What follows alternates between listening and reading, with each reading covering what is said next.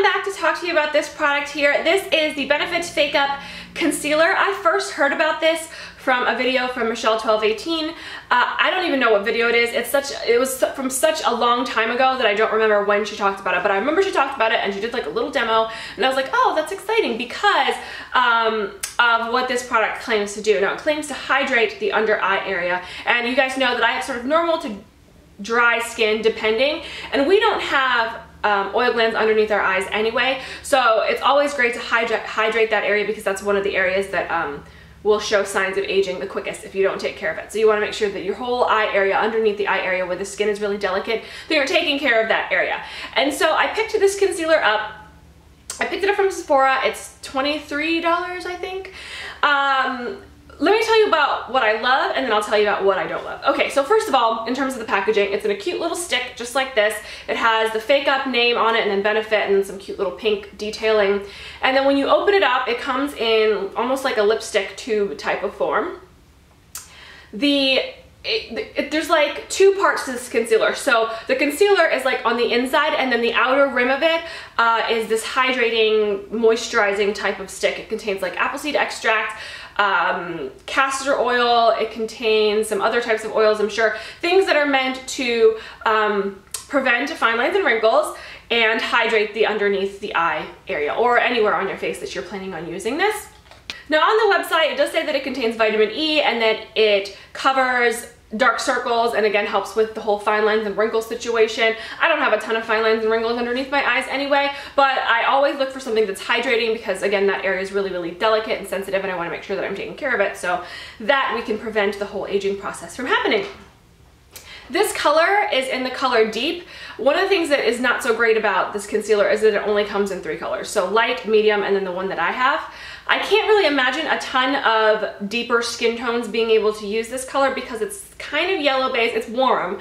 It's a warm based, deeper shade, and this is sort of the darkest that it goes. So if you're any darker than me and you're looking for a concealer that's going to match your skin tone, this is probably not going to be it. But if you're darker than me and you're looking for something that's going to hydrate your underneath the eye area as well as provide like maybe some highlighting, then this probably will work for you. But again, this deep shade is not something that I can foresee a ton of people being able to use because it's just not, to me, it's not a universal. If something matches me, then it's not really a universal shade because it's really hard for me to find like a universal, like a color that a lot of people use, if that makes any sense. Like, it's hard for me to find concealer, it's hard for me to find foundation because my color is just not all that popular, I guess, in the world of colors. So if you're a woman of color or just a person of deeper skin tone, then just be a little bit careful about using this one. Make sure you test it out first before you pick it up. The medium shade, I do want to pick up and see if I can use it underneath my eye areas when I want to do like a highlighting type thing. But this one I mostly use when I'm going for something simple, a no makeup look, or something where I'm not looking to highlight my under eye area too much or anything like that. So I'll show you how I use it. Basically, what I do is I just apply it straight from the tube. I just apply it onto my face, underneath my eyes. I do use it like around my nose area, on my chin where I have some discoloration. It works just fine for me because it matches my skin tone pretty well. And then I take a blending sponge, or I take a brush. Sometimes I use my fingers, but I find that it works best when I am blending it out with a sponge. So I blend it out with a sponge, and then that's it. It's all blended out and it works really well for me. I set it with a powder, and yeah, and then I'm fine and I'm good to go.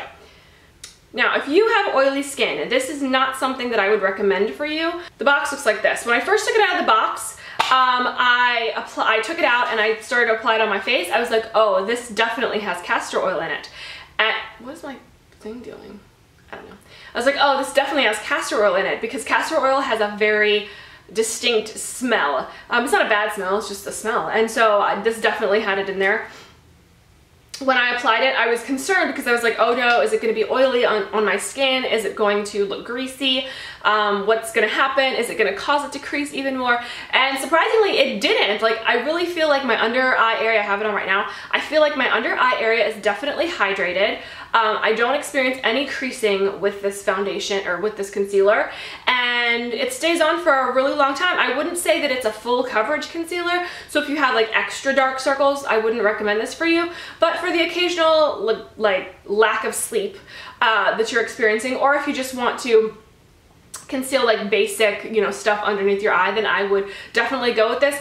It's buildable a little bit, but I still don't think that it can reach sort of that full coverage status because of the moisturizing stick that's sort of around the concealer. So I wouldn't recommend this for somebody who has extra dark circles or somebody who's looking to hide a ton, because it doesn't really do that. It's sort of meant to just diminish the look of dark circles, hydrate, and yeah, it doesn't crease. I haven't experienced creasing, like I said. I always do set it with a powder though, just because it does tend to be a little bit on the shiny side, but once I set it with a powder, I'm good to go, and I don't find that, you know, it gets any shinier than that. And then your skin absorbs all of the good stuff, the vitamin E, the apple seed extract, even the castor oil, which is really, really hydrating. I use castor oil for a lot of things. I use it on my hair, I use it on my skin. It's part of my oil cleansing method.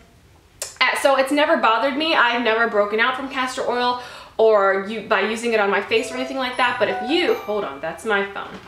What was I saying? I don't remember. Yeah, if you are concerned about using castor oil, then I would say just test it. Great, thankfully, Sephora has a really great return policy, and so does Ulta. So if you try it and because it intrigues you, but you don't like it, you hate it, then take it back. But I really, really do love this. It's gonna be my monthly favorites.